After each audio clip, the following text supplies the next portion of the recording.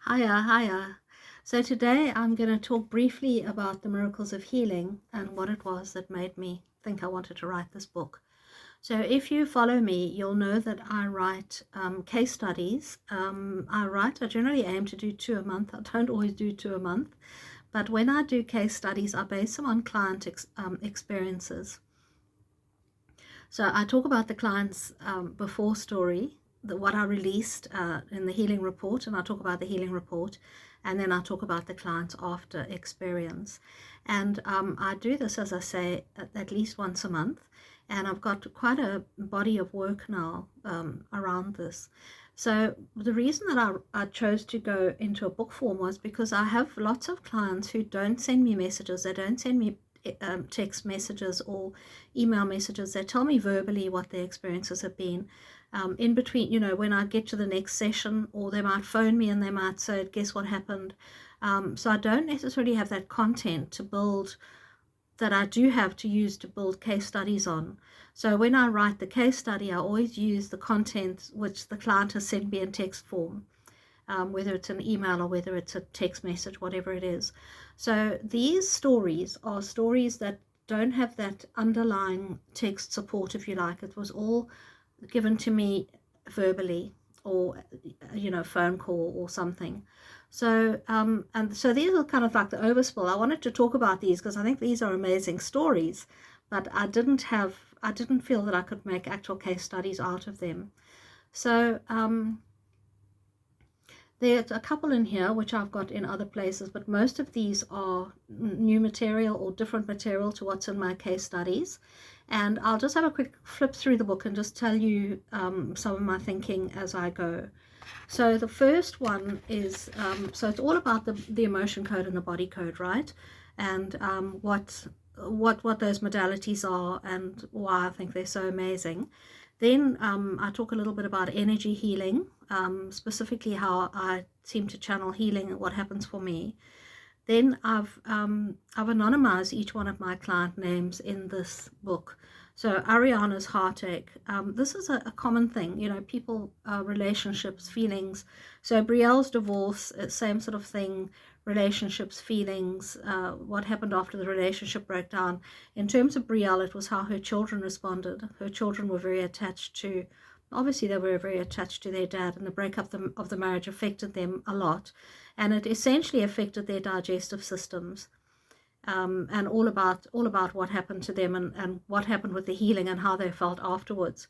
Ariana's heartache was about, she was on a journey with me. I think she was with me for 3 or 4 months, and what happened over the period of that time, in terms of her heart, her feelings, she had a physical manifestation and a clicking thumb, how that changed.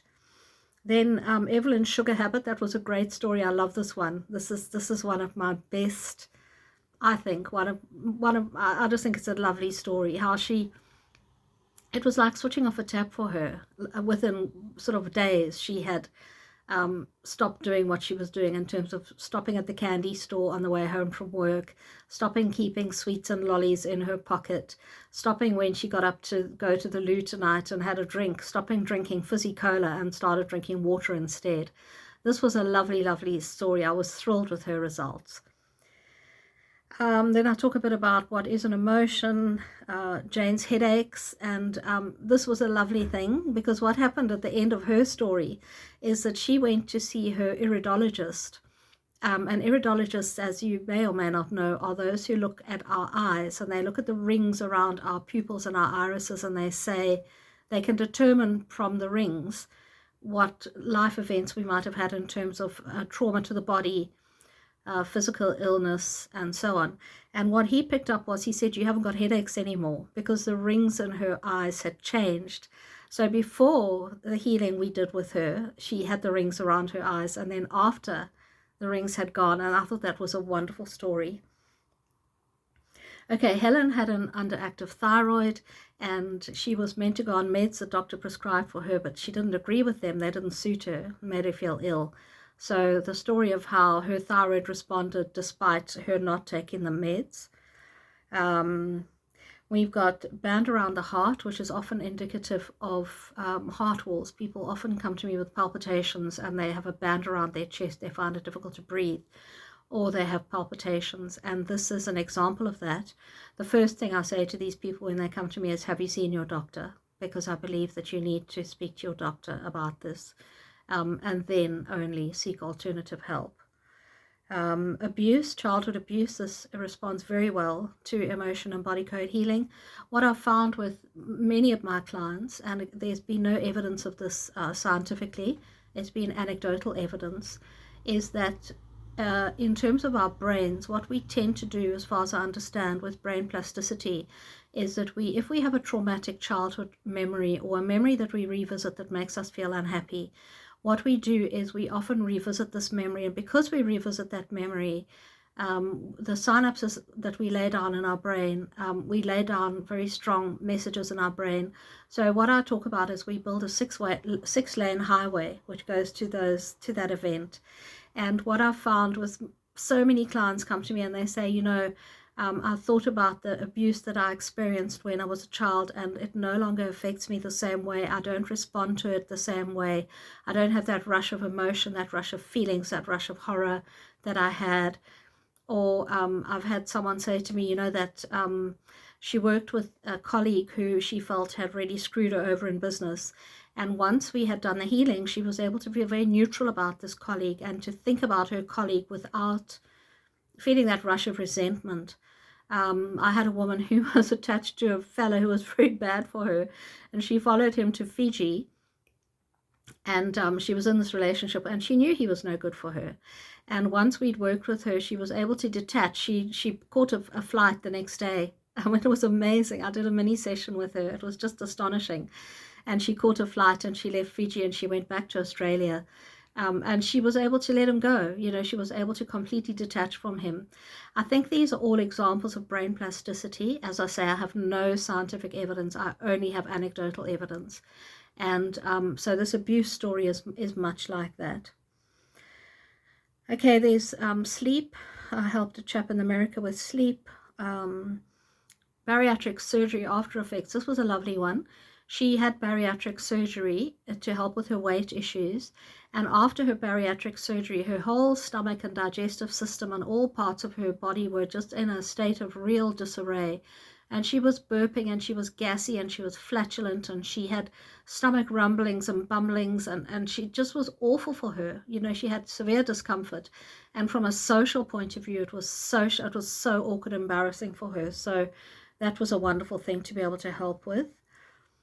Compulsive snacking in front of the TV. I don't know if this resonates with any of you. Anyway, that was lovely how we managed to switch that off. Animals. Helping animals. I love working with animals. They're so responsive and they have a very different response to human beings.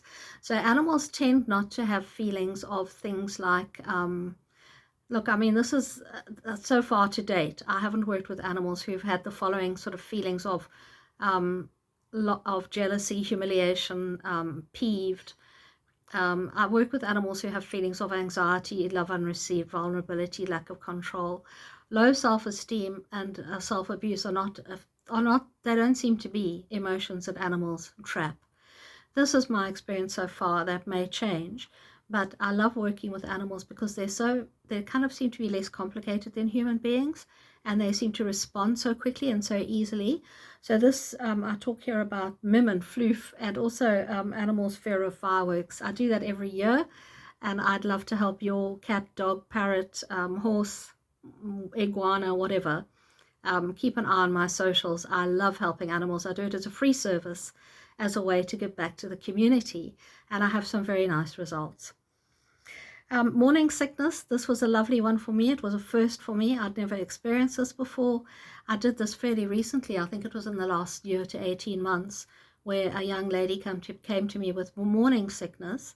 And I've heard from other practitioners that morning sickness is super, super responsive to the emotion code and the body code. So I worked on her morning sickness and managed to release it for her in one session, which was hugely satisfying. I mean, isn't it an amazing thing? I love working with things like that doctors find very challenging, and that there's no sort of known cure for. I love working with things like that. It gives me a great deal of satisfaction and joy. You know, it's wonderful to be able to help people with these things. Mm. Abundance, yes, I've worked with quite a few people with abundance. I've worked recently with a lovely woman in abundance in my, I did a Black Friday healing special, and she kept on emailing me, telling me what amazing things were happening, you know, winning money in the lotto and just astonishing stuff. But this particular case study here is about a woman in Oz who has a yoga and massage business, and how she responded to lack of abundance being cleared and released from her. Okay, so, you know, basically that's pretty, there's lots more here, but I'm not going to bore you with all the details. You can download the book on my website. You can download a sample for free. You can also buy it on Amazon.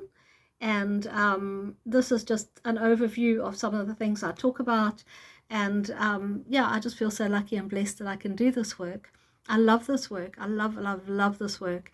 And it's a wonderful thing for me. You know, when I wrote this book, it was a fabulous kind of affirmation and remembering, you know, because often I work with people and I forget their stories, not because I don't care about them, but because there's so much more that comes into my sphere. And I kind of overlook some of my past experiences. So this was a lovely renewal for me of what I